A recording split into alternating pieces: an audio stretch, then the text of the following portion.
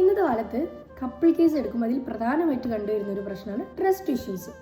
ചിലപ്പോൾ ഫോൺ മറച്ചു വെക്കലാവാം, അല്ലെങ്കിൽ മെസ്സേജസ് ഹൈഡ് ചെയ്യാം, പാസ്റ്റ് റിലേഷൻഷിപ്പ് ഇഷ്യൂസ്, അതുപോലെ തന്നെ വർക്ക് പ്ലേസ് കണക്ഷൻസ്. ഇവയെക്കുറിച്ചൊക്കെയുള്ള സംശയങ്ങൾ ഒരു ബന്ധത്തിന്റെ വിശ്വാസം സ്ലോലി തകർക്കാൻ വേണ്ടിയിട്ട് കാരണമാകും. പണ്ട് കാലത്തൊക്കെ ചിലപ്പോൾ ഒരാൾ തെറ്റ് ചെയ്ത് മറ്റൊരാൾ അത് സഹിച്ചു എന്നൊരു സിമ്പിൾ സ്ട്രക്ചർ ഇന്നില്ല.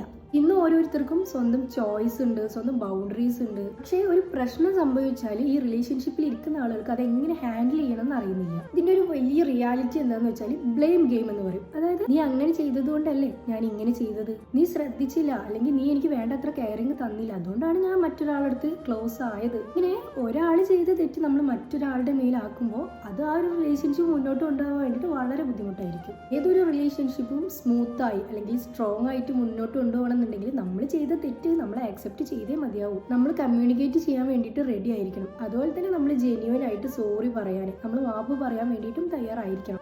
ഏതൊരു റിലേഷൻഷിപ്പിലും ട്രസ്റ്റ് വൺസ് ബ്രോക്കൺ ആയി കഴിഞ്ഞാൽ, അത് നഷ്ടപ്പെട്ടു കഴിഞ്ഞാൽ അത് വീണ്ടെടുക്കുക എന്ന് പറയുന്നത് ഭയങ്കര ടാസ്ക്കാണ്, ഭയങ്കര ബുദ്ധിമുട്ടായിട്ടുള്ള ഒരു കാര്യമാണ്. നമ്മളത് ബിൽഡ് ചെയ്തെടുക്കുക എന്ന് പറഞ്ഞത് ഒട്ടും ഈസി അല്ല. അതുപോലെ തന്നെ നമ്മൾ ആ തെറ്റ് ചെയ്ത ആളെ ഇങ്ങനെ കണ്ടിന്യൂസ്ലി കുറ്റം പറയാണ്ടിരിക്കുക. കംപ്ലീറ്റ്ലി അവരെ റിജക്റ്റ് ചെയ്യുന്നത് ഒന്നിനും ഒരു സൊല്യൂഷൻ അല്ല. അവർക്ക് മാറാൻ ഒരു ശ്രമം ഉണ്ട് എന്നുണ്ടെങ്കിൽ അത് നമ്മൾ ആക്സെപ്റ്റ് ചെയ്യണം. ഉള്ളൊരു സ്പേസ് അവർക്ക് കൊടുത്തേ മതിയാവും. കാരണം ഹീലിംഗ് എന്ന് പറയുന്നത് ഒറ്റൊരു ദിവസം കൊണ്ട് മാത്രം നടക്കില്ല. അതിന് ടൈം, കൺസിസ്റ്റൻസി, ഇമോഷണൽ സപ്പോർട്ട് ഇവയൊക്കെ വേണം ഒരു ട്രസ്റ്റ് നമ്മൾ റീബിൽഡ് ചെയ്തെടുക്കാൻ വേണ്ടിയിട്ട്. ചില കേസസിലൊക്കെ നമ്മളടുത്തേക്ക് വരുന്നത് ഈ തെറ്റ് ചെയ്ത ആൾ തന്നെ ആയിരിക്കും.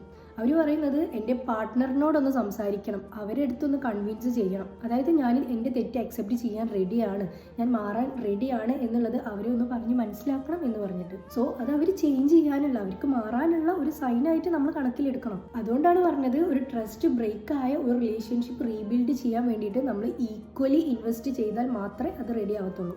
ഒരാൾ മാത്രം റിപ്പയർ ചെയ്യാൻ വേണ്ടിയിട്ട് ശ്രമിച്ചാൽ അത് ആ ഒരു റിലേഷൻഷിപ്പ് ഭയങ്കര ബേർഡനായിട്ട് നമുക്ക് ഫീൽ ചെയ്യും. ഒരു റിലേഷൻഷിപ്പിൽ ട്രസ്റ്റ് ബ്രേക്ക് ആയി കഴിഞ്ഞാൽ രണ്ടുപേരും ഈക്വൽ എഫേർട്ട് ഇടാൻ വേണ്ടിയിട്ട് റെഡി ആയിരിക്കണം. തുറന്ന് സംസാരിക്കുക. ഓപ്പൺ കമ്മ്യൂണിക്കേഷൻ എന്ന് പറയുന്നത് ഏതൊരു റിലേഷൻഷിപ്പിലും ഇമ്പോർട്ടൻ്റ് ആയിട്ടുള്ള ഒരു കാര്യമാണ്.